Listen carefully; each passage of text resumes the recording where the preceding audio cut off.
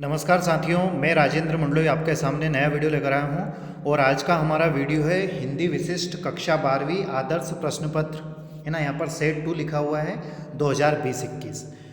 देखो, एक कहावत कही जाती है कि जहाँ चाहा है वहाँ रहा है। तो सभी स्टूडेंट्स के लिए आज का वीडियो बहुत ही महत्वपूर्ण होने वाला है। और ये जो मॉडल क्वेश्चन पेपर है ये काफ़ी मशक्क़त के बाद मुझे मिला है और इसके आंसर भी हम आपके साथ डिस्कस करेंगे। और जैसे कि आपकी अभी हाफ ईयरली एग्ज़ाम चल रही है और आपकी जो एनुअल एग्ज़ाम होगी उस एग्ज़ाम के पॉइंट ऑफ व्यू से भी यह वीडियो आपके लिए काफ़ी महत्वपूर्ण होने वाला है। ठीक है दोस्तों, तो चलिए आज के इस वीडियो की शुरुआत करते हैं। साथ ही मैं आपसे ज़रूर कहना चाहूँगा कि यदि आप हमारे इस चैनल पर नए हैं तो चैनल को आप सब्सक्राइब करें। साथ ही आपके फ्रेंड्स, रिलेटिव, क्लासमेट्स के पास इस वीडियो को शेयर ज़रूर करें ताकि वह भी इसका फ़ायदा ले सकें।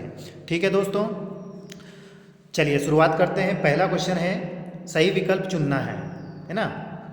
तो जैसे सही विकल्प चुनकर लिखना है, जैसे मैया कब ही बढ़ेगी चोटी वाक्य कहा है। 4 ऑप्शन है, जैसे राम ने, बलदाऊ ने, शिव ने, कृष्ण ने।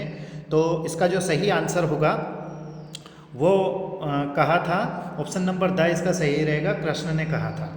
अगला है गजाधर बाबू नौकरी करते थे। तो 4 ऑप्शन है, जैसे विश्वविद्यालय में, रेलवे में, रोडवेज में या डाक विभाग में। तो वो रेलवे में करते थे। अगला क्वेश्चन है मंदाकिनी के पानी का रंग। तो 4 ऑप्शन है, जैसे श्याम, नीला, श्वेत या हरा। तो ऑप्शन नंबर द इसका सही रहेगा, हरा। अगला क्वेश्चन है कवि युवा वीरों को पुकारते थे। तो विश्राम की घड़ी, उद्योग की घड़ी, संग्राम की घड़ी में या परिवर्तन की घड़ी में। तो संग्राम की घड़ी में वह पुकारते थे। अगला 5वां क्वेश्चन है वित्त की उत्तेजना वृत्ति से संबंध होता है। तो यहाँ पर वित्त जो है ये मिसप्रिंट है, यहाँ पर है चित्त। क्या है? चित्त। चित्त की उत्तेजना वृत्ति से संबंध होता है। तो इसका जो सही आंसर रहेगा वो रहेगा ओज गुण का। अगला है अजामिल जैसे पापी का जिक्र। तो यह आएगा ऑप्शन नंबर सा केवट प्रसंग में। ठीक है दोस्तों, आगे नेक्स्ट क्वेश्चन की ओर बढ़ते हैं। तो इसमें रिक्त स्थान की पूर्ति करना है। जैसे राजनीति में जो साम्यवाद है वही साहित्य में है। तो क्या है इसका आंसर, मैं आपको बताता हूँ। इसका जो सही आंसर रहेगा वो आंसर आपको प्रगतिवाद में। ठीक है दोस्तों, नेक्स्ट क्वेश्चन की ओर चलते हैं। तो अगला क्वेश्चन आपका है सूत्रात्मक शैली के प्रणेता हैं। तो वो है रामचंद्र शुक्ल, इसका आंसर आएगा। अगला है कबीर ने की संगति करने को कहा। जैसे साधु है या राजा है, तो ये आंसर रहेगा साधु का। अगला क्वेश्चन है युवक ही की समृद्धि की सबसे बड़ी आशा होते हैं। जैसे परिवार के, देश के। तो देश की समृद्धि है ना। अगला क्वेश्चन है वीरेंद्र मिश्र परंपरा के विशिष्ट कवि माने जाते हैं। तो जैसे नवगीत या प्रयोगवादी। तो इसमें नवगीत नवगीत आएगा, माफ़ कीजिएगा। अगला है गौतम बुद्ध की पत्नी का नाम था। तो वो था यशोधरा। ठीक है, अब क्वेश्चन नंबर 3 की ओर चलते हैं। तो इसमें सत्य असत्य बताना है। जैसे गोपियों के मन में बलदाऊ बसे थे। तो ये असत्य है। जीवनी सत्य घटनाओं पर आधारित होती है। तो ये सत्य है। डॉक्टर राम कुमार वर्मा ने असहयोग आंदोलन में भाग लिया था। सत्य है। विजय पथ पर बड़ सिपाही पंक्ति शिवमंगल सिंह सुमन ने लिखी है। तो ये असत्य है। और अगला है नरेंद्र कोहली के उपन्यास अंश देवकी की कथा का आधार पौराणिक है। तो ये सत्य है। अगला है प्रबंध काव्य के 2 भेद महाकाव्य और खंड काव्य होते हैं। तो ये भी सत्य है। अगला क्वेश्चन है क्वेश्चन नंबर 4, जिसमें सही जोड़ी है। जैसे खंड अ को खंड ब से जोड़ना है। जैसे उद्धव प्रसंग, तो इसका आएगा जगन्नाथ दास रत्नाकर। रस के अंग, तो इसका आएगा 4। अध्यक्ष महोदय, तो इसका जो सही आंसर रहेगा,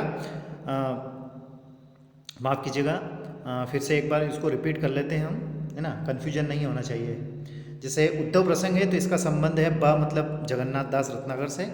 रस के अंग, तो इसका आएगा 4 ई।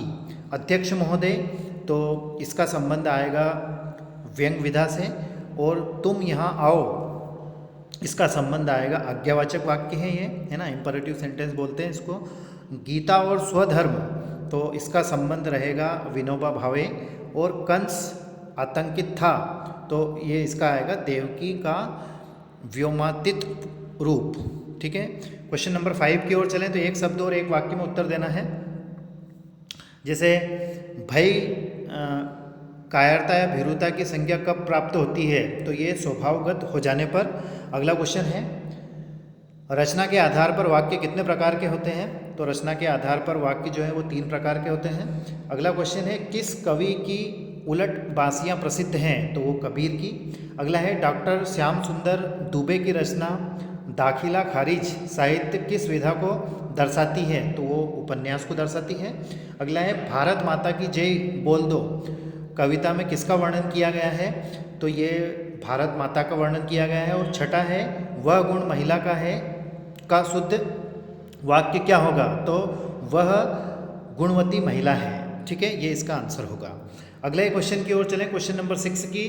तो ये क्वेश्चन दिए गए हैं, 4 प्रश्नों के उत्तर देना है, प्रत्येक के लिए 3 अंक हैं, है ना। जैसे छायावाद की कोई 3 विशेषताएं बताइए। घनानंद